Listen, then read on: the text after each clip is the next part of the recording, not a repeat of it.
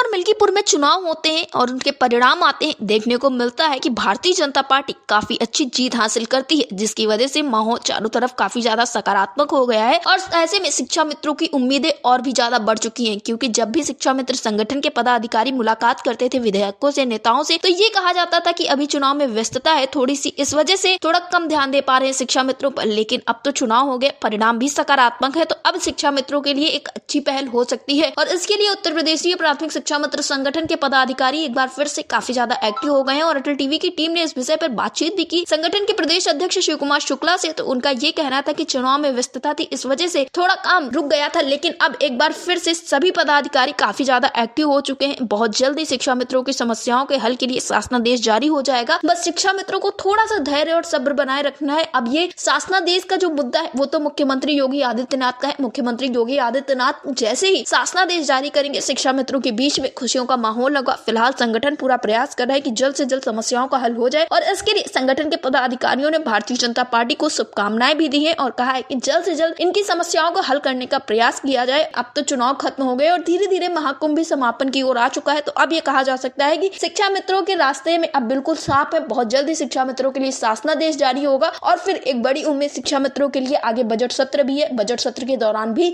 शिक्षा मित्रों को कुछ सुखद सुनने को मिल सकता है। इस विषय पर ज्यादा जानकारी देते हुए प्रदेश अध्यक्ष शिव कुमार शुक्ला ने क्या कुछ कहा है, आप भी सुनिए। शिव कुमार शुक्ला जी, आपका हमारे चैनल अटल टीवी पे बहुत बहुत स्वागत है।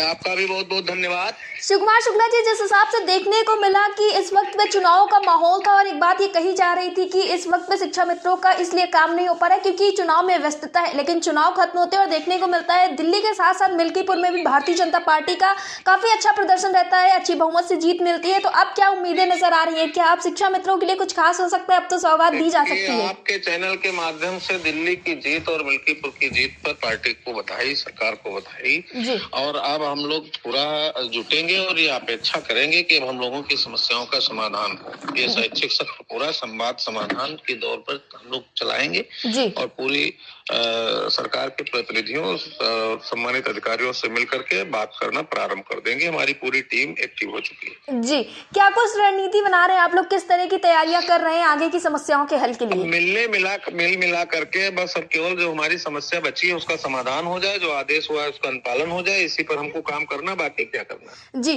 शिव कुमार शुक्ला जी, लगातार ये बातें कही गई कि सरकार शासनादेश जारी नहीं कर रही है, लेकिन एक चीज देखने को मिली कि सरकार से और शिक्षा मित्रों के बीच में जहां संवाद स्थापित नहीं हो पा रहा था, वहां अब बहुत अच्छे तरीके से बातचीत हो रही है। अगर बात करें शिक्षा मंत्री संदीप सिंह की, तो वो लगातार शिक्षा मित्रों के मुद्दे को लेकर बात करते, कोई विधायक हो, नेता हो, यहाँ तक कि मुख्यमंत्री योगी आदित्यनाथ ने भी संगठनों को बुला के बातचीत की। तो एक तो अच्छी पहल ये थी, बस अब शासनादेश जारी करना बचा है, तो इसमें शिक्षा मित्र काफी ज्यादा विचलित होते हुए नजर आ रहे हैं।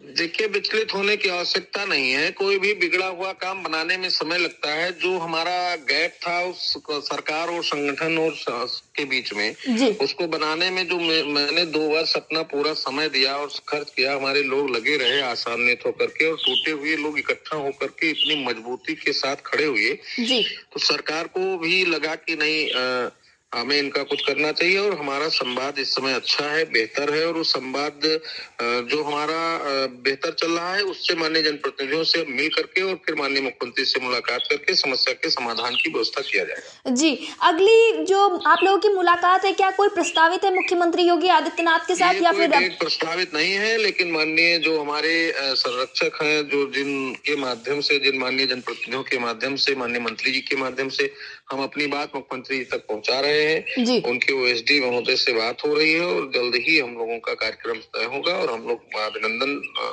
माननीय मुख्यमंत्री जी का स्वागत भी करते हैं, उनकी इतनी बड़ी जीत पर बधाई भी देते हैं और चाहते हैं कि हमारी समस्या का समाधान हो जाना चाहिए। जी, शिव कुमार शुक्ला जी, अटल टीवी से जुड़ने के लिए धन्यवाद। धन्यवाद।